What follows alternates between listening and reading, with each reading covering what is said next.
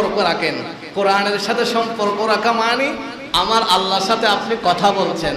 তো আপনি যদি এই সম্পর্কটা যদি দৃঢ় করে রাখেন, আল্লাহ তাআলা আপনাকে বৈশ্বিক এবং জাতীয় অস্থিরতা থেকে মুক্তি করে আপনাকে স্থিরতার মধ্যে রাখবেন। তাহলে ইবাদতটা আমাদের বেশি করতে হবে।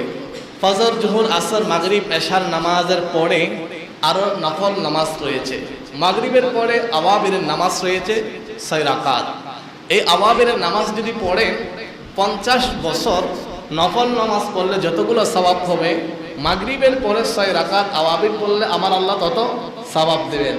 আপনি চাইলে ইশরাক পড়তে পারেন, আপনি চাইলে দোহা পড়তে পারেন, আপনি চাইলে আওয়াবির পড়তে পারেন, আপনি চাইলে সালাতুত তাসবিহ পড়তে পারেন, আপনি চাইলে তাহাজ্জুদ পড়তে পারেন। এইভাবে যদি আপনাকে যদি আল্লাহর সাথে আপনি কানেক্টেড রাখেন, তাহলে আমার আল্লাহ আপনাকে অস্থিরতা থেকে হেফাজত করবেন।